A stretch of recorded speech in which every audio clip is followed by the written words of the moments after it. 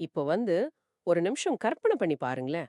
நீங்க முழுசா கண்ணாடியால செஞ்ச ஒரு பெரிய வீட்ல வாழ்ந்துட்டு இருக்கீங்க. ஆமா. அது நெனச்சு பார்க்கறதுக்கே ரொம்ப சங்கடமான ஒரு விஷயம் தான். கண்டிப்பா. நீங்க என்ன சாப்பிடுறீங்க? எந்த புக் படிக்கிறீங்க? உங்க பர்ஸ்ல இருந்து எவ்ளோ பணத்த எடுத்து யாருக்கு குடுக்குறீங்க? அப்படின்னு எல்லாத்தையுமே தெருவுல போற எல்லாராலயும் ரொம்ப தெளிவா பார்க்க முடியும். கேட்கறதுக்கே ஒரு மாரி உறுத்தலா இருக்கு இல்லையா? ஆனா உண்மை என்னன்னா, இப்ப நாம இருக்கிற இந்த வெப் 3 அப்புறம் பிளாக் செயின் உலகத்துல நாம எல்லாரும் அப்படிதான் வாழ்ந்துட்டு இருக்கோம். வெளிப்படைத்தன்மை, அதாவது டிரான்ஸ்பரன்சி அப்படிங்கிற பேர்ல நம்மளோட ஒவ்வொரு நிதி நடவடிக்கையும் பொதுவெளியில ரெக்கார்ட் ஆகுது. இதுதான் இப்போதைய நிலைமை. ஆனா பாத்தீங்கன்னா, இந்த திறந்த வழி கண்ணாடி வீட்டுக்குள்ள ஒருபோதும் ஊடுருவி பார்க்க முடியாத ஒரு டைட்டாலியம் திரைய கொண்டு வந்தா எப்படி இருக்கும்? அத பத்தி தான் இன்னைக்கு நாம டீப்பா அலசப் போனோம். எக்ஸாக்ட்லி.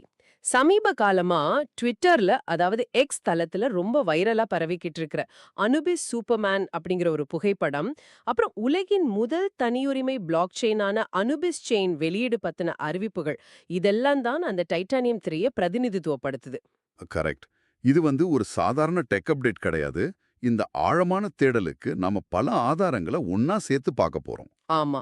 அனுபிஸ் நெட்வொர்க்கோட அதிகாரப்பூர்வ ட்விட்டர் பதிவுகள், அவங்களோட டெக்னிக்கல் ஒயிட் பேப்பர், அப்புறம் கிரிப்டோ நிபுணர்களான அஜய் தாக்ரே, அப்புறம் மனோஜ் சௌரிஷ்யா இவங்களோட யூடியூப் வீடியோக்கள்ல இருந்து கிடைச்ச தகவல், இது எல்லாத்தையும் வச்சு தான் இந்த புது டெக்னாலஜி உங்களுக்கு ஏன் இவ்ளோ முக்கியம் அப்படிங்கறத நம்ம பேச போறோம். இந்த சோர்சஸ் எல்லாத்தையும் வச்சு பார்க்கும்போது ஒரு விஷயம் ரொம்ப தெளிவா புரியுது. பிரைவசி, அதாவது தனி உரிமை அப்படிங்கிறது இனிமே ஒரு ஆப்ஷன் கிடையாது. அது ஒரு அடிப்படை கட்டமைப்பா மாறப்போகுது. நிச்சயமா. சரி, இப்ப நம்ம ட்விட்டர்ல எல்லார் கவனத்தையும் ஈர்த்த அந்த சூப்பர்மேன் அனுபிஸ் புகைப்படத்துல இருந்தே ஆரம்பிக்கலாம். ஆரிஜின் அவேக் சமூகம், அப்புறம் அனுபிஸ் ஃபவுண்டேஷன் இவங்க 2 பேரும் சேர்ந்து தான் இத வெளியிட்டிருக்காங்க. ஆமா, அந்த படம் பார்க்கறதுக்கே ரொம்ப பிரம்மாண்டமா இருந்துச்சு. ஆமா. நரித் தலை கொண்ட அந்த எகிப்திய கடவுளான அனுபிஸ் ஒரு சூப்பர்மேன் மாதிரி உலோகத்தாலான ஒரு ஆர்மர், அதாவது உடற்கவசம் போட்டுட்டு, பின்னாடி ஒரு கேப் அணிந்து ரொம்ப கம்பீரமா நிக்கிறாரு. அது மட்டும் இல்லாம பேக்ரவுண்ட்ல பிட்காயின் சின்னங்கள் எல்லாமே மிதக்கிற மாதிரி டிசைன் பண்ணியிருந்தாங்க. இத கொஞ்சம் விரிவா பார்ப்போம். இந்த சூப்பர்மேன் தோற்றம் எத குறிக்குது? பொதுவா பிளாக் செயின்கள் எல்லாமே ரொம்ப டிரான்ஸ்பரண்டா இருக்கும். அதுவே நம்ம பயனர்களோட பிரைவசிக்கு ஒரு பெரிய வில்லனா மாறலாம் இல்லையா? கரெக்ட். அந்த வில்லங்கிட்ட இருந்து நம்மள காப்பாத்த வந்த ஒரு சூப்பர் ஹீரோவா தான் இந்த அனுபிஸை நம்ம பார்க்கணும். ஆனா இங்க ஆச்சரியப்பட வைக்கிற விஷயம் என்னன்னா, அவங்க முழுமையான ரகசியம் அப்படிங்கிற ஒண்ண விக்கல. அதாவது செலக்டிவ் பிரைவசி அப்படின்னு சொல்றாங்க. தேர்ந்தெடுக்கப்பட்ட தனியுரிமை. இது ஒரு மாதிரி முரண்பாடா இருக்கே. பிரைவசினா அது முழுசா இருக்கணும். அதுல எப்படி செலக்டிவ் பிரைவசி வரும்? இங்க தான் விஷயமே ரொம்ப சுவாரஸ்யமா ஆகுது. இப்ப பாத்தீங்கன்னா மனேரோ இல்லனா ஜி கேஷ் மாதிரி பழைய ஜெனரேஷன் நெட்வொர்க்ஸ் எல்லாம் அப்சல்யூட் பிரைவசியை கொடுக்கும். ஆனா அதுல ஒரு பெரிய சிக்கல் இருக்கு. என்ன சிக்கல்? ஸ்மார்ட் கான்ட்ராக்ட்ஸ் வேலை செய்யாதா? எக்ஸாக்ட்லி. அவற்றுடன் தற்போதைய டிஃபை தளங்களையோ இல்ல சிக்கலான ஸ்மார்ட் கான்ட்ராக்டுகளையோ ஈஸியா இணைக்க முடியாது. ஒரு நெட்வொர்க் இயங்கணும்னா மார்க்கெட்ல எவ்வளோ பணம் இருக்கு அப்படிங்கிற பொதுவான தகவல் கண்டிப்பா தேவை. ஓ! அதனால தான் அனுபிஸ் பிளாங்க் ஜீரோ நாலெட்ஜ் கட்டமைப்ப பயன்படுத்துறாங்களா? ஆமா, பிளாங்க் ஜிகே டெக்னாலஜி தான் இங்க ரொம்ப முக்கியம். இது ஒரு சூப்பர்மேன் கவசம் மாதிரியே செயல்பட்டு எது தேவையோ அந்த தகவலை மட்டும் வெளியே காட்டும். ஆனா யூசரோட அடையாளத்தை முழுசா மறைச்சிடும். இந்த ஜீரோ நாலெட்ஜ் ப்ரூஃப்ஸ பத்தி நம்ம நெறைய கேள்விப்பட்டிருக்கோம். ஆனா அனுபிஸ் இதை எப்படி துல்லியமா செயல்படுத்துது? ஒரு தகவல் எப்படி ஒரே நேரத்துல வெளிப்படையாகவும், ரகசியமாகவும் இருக்க முடியும்? இத சிம்பிளா சொல்லணும்னா, இந்த வாலி எங்க இருக்கிறார் அப்படிங்கிற ஒரு ஃபேமஸான கேம் இருக்குல்ல, வேஸ் வால்டோ. ஆமா. ஒரு பெரிய கூட்டத்துல ஒருத்தர கண்டுபிடிக்கிற கேம். கரெக்ட்.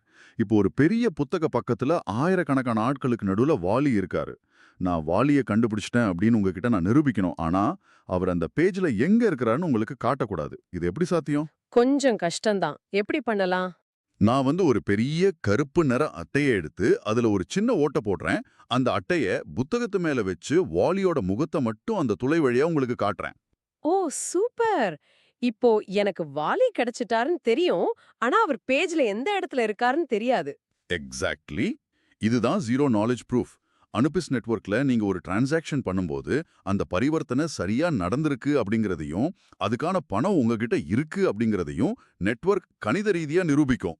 ஆனா என்னோட அக்கவுண்ட் நம்பர், பேலன்ஸ் இதெல்லாம் யாருக்கும் தெரியாது இல்லையா? கண்டிப்பா தெரியாது. நெட்வொர்க்குக்கு வேலையும் நடக்கும், ஆனா உங்க பிரைவசியும் பாதுகாக்கப்படும். புரியுது. அதாவது நான் ஒரு பொருள வாங்கிட்டேன் அப்படிங்கிறது மார்க்கெட்டுக்கு தெரியும். ஆனா அது நான் தான் வாங்குனேன் அப்படிங்கிறது தெரியாது. ஆனா இங்க தான் விஷயம் இன்னும் இன்ட்ரஸ்டிங்கா மாறுது. என்ன சொல்றீங்க? இப்போ ட்விட்டர் அனௌன்ஸ்மெண்ட்ஸ் பார்த்தோம்னா, ஏவ், ஏஐ, அப்புறம் பிட்கிட் வாலெட் கூட அனுபிஸ் முழுமையா ஒருங்கிணைக்கப்பட்டிருக்கு. அது மட்டும் இல்லாம பைனான்ஸ் வாலெட் அப்புறம் ஓகேஎக்ஸ் வாலெட் கூடவும் சீக்கிரமே இணைய போறாங்க. ஆமா, உங்க எக்கோசிஸ்டம் விரிவாக்கம் ரொம்ப வேகமா நடந்துட்டு இருக்கு.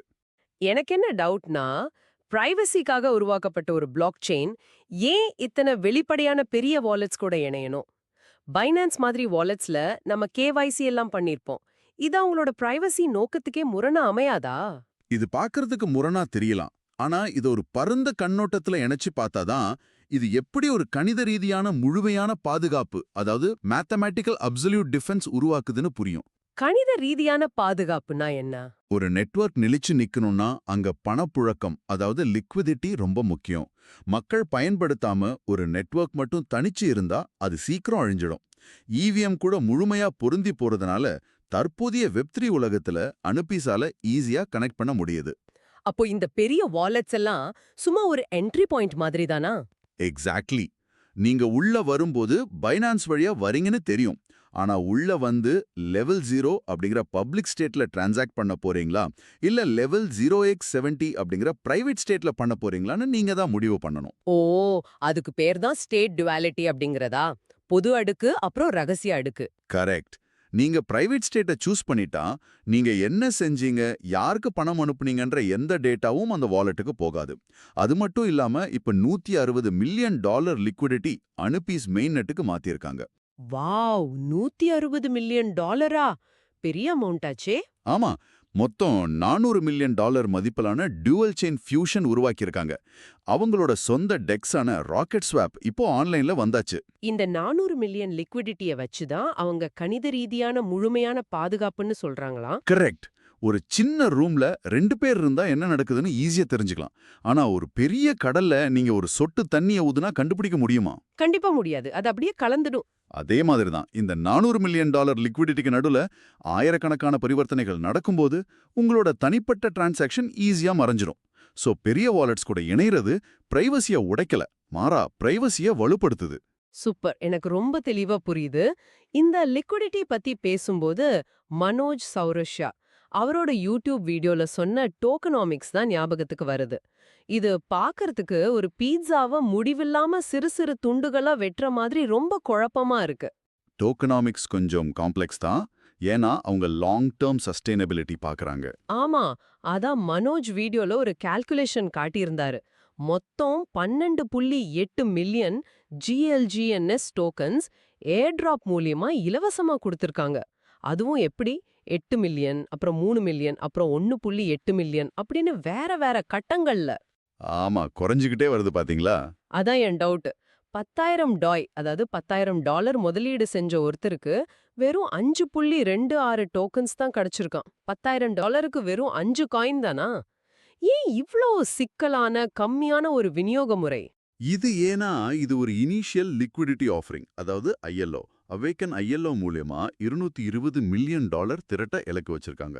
பாலிகான் மாதிரி ஒரு முதிர்ந்த நெட்வொர்க்ல இருக்கிற லிக்விடிட்டிய இந்த புது பிரைவசி நெட்வொர்க்குக்கு இழுக்க தான் இந்த ரிவார்ட் மெக்கானிசம் யூஸ் பண்றாங்க.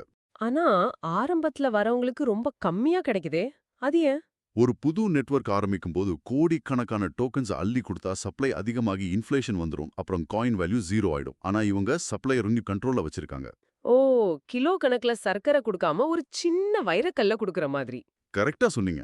அந்த 5 டோக்கன்ஸோட வேல்யூ எதிர்காலத்துல நெட்வொர்க் வளரும்போது பல மடங்கு அதிகரிக்கும். ஆரம்ப கால முதலீட்டாளர்களை பாதுகாக்கிறதுக்கான ஒரு தந்திரம் தான் இது. குறைவான சப்ளை, அதிக லிக்விடிட்டி, இது ஒரு ஸ்ட்ராங்கான பொருளாதாரத்தை உருவாக்கும். டோக்கனாமிக்ஸ் பத்தி நல்லாக புரிஞ்சுது. ஆனா இவ்ளோ பெரிய அமௌண்ட் முற்றிலும் ரகசியமான முறையில புழங்கும்போது ரெகுலேட்டர்ஸ், அதாவது அரசுகள் சும்மா இருப்பாங்களா?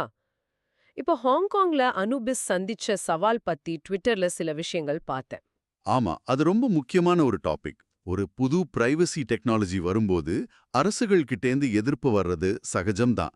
ஹாங்காங்ல என்ன ஆச்சுன்னா, தற்போதைய வெப் 2.5 விதிமுறைகளுக்கும் அனுபிஸோட கட்டமைப்புக்கும் நடுல சில உராய்வுகள், அதாவது கம்பேட்டிபிலிட்டி ஃப்ரிக்ஷன் வந்துச்சு.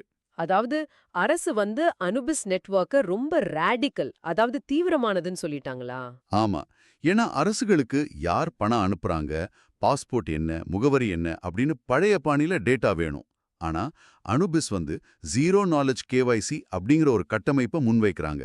ஒரு நிமிஷம். இந்த ஜீரோ நாலேஜ் கேவைசி அப்படின்னா, நான் யார், என்னோட பேரு, அட்ரஸ் எதுவும் சொல்லாமலேயே நான் கேவைசி விதிமுறைகளை பின்பற்ற முடியுமா? ரொம்ப சரியா புரிஞ்சுக்கிட்டீங்க. நான் ஒரு குறிப்பிட்ட நாட்டைச் சேர்ந்தவன், நான் எந்த சட்டவிரோத செயல்லையும் ஈடுபடல அப்படிங்கறத உங்க டேட்டாவை வெளியே காட்டாமலே கணித ரீதியா ப்ரூவ் பண்ண முடியும். வாவ்! இது நிஜமாவே ஒரு புரட்சி தான். ஆனா அரசுக்கு இது பிடிக்காதுல்ல? அவங்களால எல்லாரையும் கண்காணிக்க முடியாதுல்ல? அதுதான் பிரச்சனை. மாநில கண்காணிப்பு, அதாவது ஸ்டேட் சர்வைலன்ஸுக்கு இது முற்றுப்புள்ளி வைக்குது. அதனால தான் அரசு இத தீவிரமானதுன்னு நினைக்குது. அதுக்கு தான் அனுபிஸ் ரொம்ப அதிரடியா ஒரு பதில் சொல்லியிருந்தாங்க ட்விட்டர்ல. உண்மையான கருத்தொற்றுமைக்கு எந்த ஒரு கண்காட்சியின் தயவும் தேவையில்ல. அது இருண்ட காட்டில் தன்னிச்சையாக வளரும் அப்படின்னு. ஆமா, இந்த டார்க் ஃபாரஸ்ட் அப்படிங்கிற தத்துவம் ரொம்ப ஃபேமஸ். இந்த இருண்ட காடு அப்படிங்கிற வசனம் கேட்கறதுக்கு ரொம்ப மாசா இருக்கு. ஆனா ஒரு அரசுக்கு எதிரா ரூல்ஸ மீறி தங்கள ரொம்ப தீவிரமானவங்கள்னு அடையாளப்படுத்திக்கிறது அந்த நெட்வொர்க்குக்கே பெரிய ஆபத்தா முடியாதா? இது ஒரு முக்கியமான கேள்வியை எழுப்புது.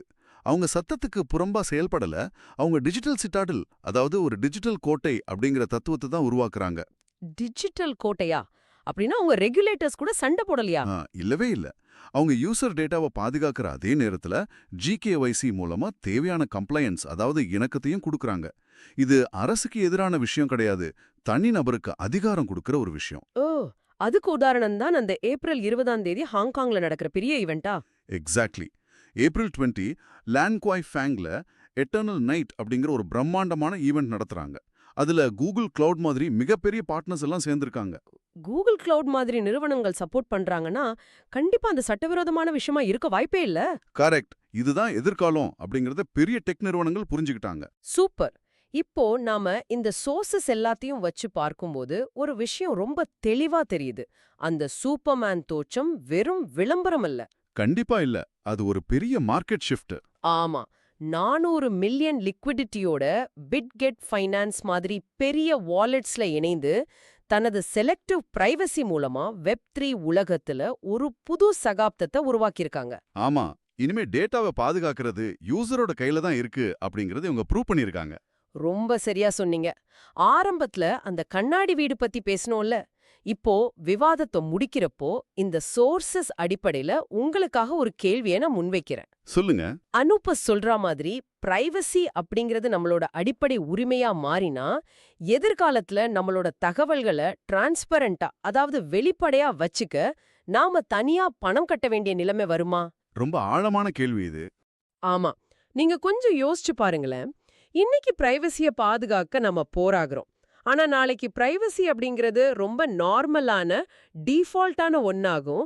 வெளிப்படைத்தன்மை அப்படிங்கிறது ஒரு ஆடம்பரமாகவும் மாறும் காலம் ரொம்ப தூரத்துல இல்லைன்னு தான் தோணுது. இத பத்தி நீங்க என்ன நினைக்கிறீங்கன்னு யோசிங்க. மீண்டும் ஒரு சுவாரஸ்யமான தேடலோடு அடுத்த விவாதத்தில் சந்திப்போம்.